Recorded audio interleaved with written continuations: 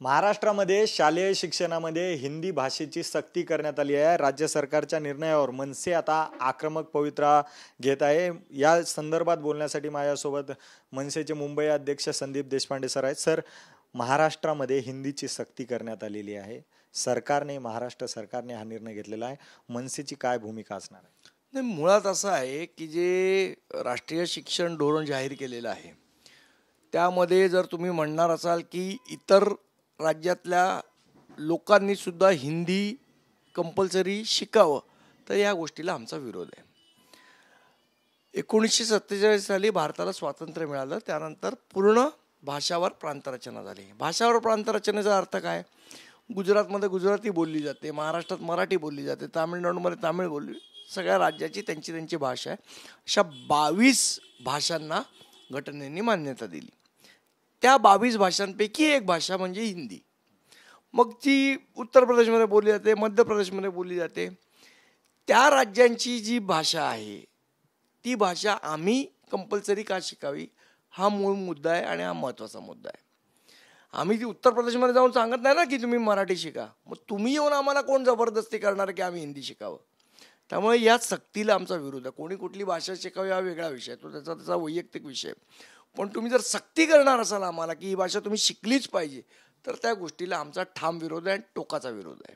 खरं तर राज्याचे मुख्यमंत्री देवेंद्र फडणवीस म्हणतात की हिंदी ही राष्ट्रीय भाषा आहे आणि ती प्रत्येकाला आलीच पाहिजे, त्यामुळे ती कंपल्सरी करण्यात आलेली. खोटं बोलतायत. कॉन्स्टिट्यूशनमध्ये कुठेही हिंदी ही राष्ट्रभाषा आहे असा उल्लेख नाही आणि घटनेमध्ये नाही. असेल तर त्यांनी दाखवावं. खरं तर दाक्षिणात्य राज्यांमध्ये जेव्हा हिंदीची सक्ती करण्यात आलेली येते तेव्हा सर्व राजकीय मतभेद ठेवून सगळे एकत्र येतात. महाराष्ट्रामध्ये ते व्हायला बघते. माहीत नाही मला. आता सर्व राजकीय पक्षांनी याबाबत भूमिका घेतली पाहिजे आणि ठाम विरोध केला पाहिजे जर त्यांना मराठी भाषेवर प्रेम असेल तर.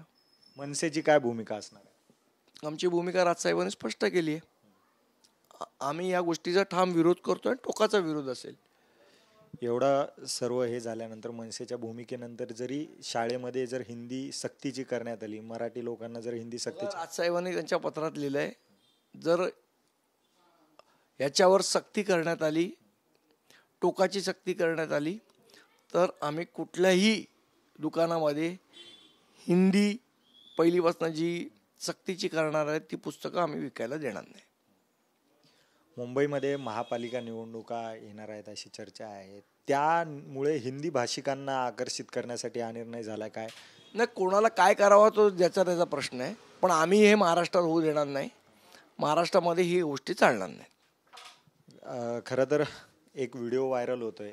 गुजराती सोसायटीमध्ये जे मराठी लोक राहत आहेत ते मांस खातात, नॉनव्हेज खातात म्हणून त्यांच्यावर दमदाटी करण्यात येते आहे. एकीकडे हिंदीची सक्ती, दुसरीकडे गुजराती भाषेचे जे लोक आहेत त्यांच्याकडून मराठींवर होणारा अन्याय, ह्या सगळ्याकडे कसं बघता? मुंबईमध्ये दिवसेंदिवस अत्याचार मराठी लोकांवर होतो. त्यांना जो धडा शिकवायचा तो आमच्या लोकांनी शिकवलेला आहे, जे या पद्धतीचे बोलले. पण माझा प्रश्न वेगळा आहे.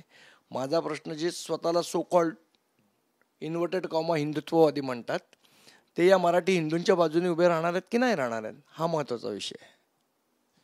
सुप्रीम कोर्टाने वक्फ संदर्भात मोठा निर्णय दिलेला आहे, स्थगिती दिलेली आहे. केंद्राने निर्णय घेतलेला होता वक्फ संदर्भात. कसं बघते मनसे? मला असं वाटतं इंट्रीम ते आहे, इंट्रीम स्टे दिलेला आहे. इंट्रीम स्टे काय हा अंतिम स्टे नसतो, त्यामुळे पुढे बघू काय होतंय.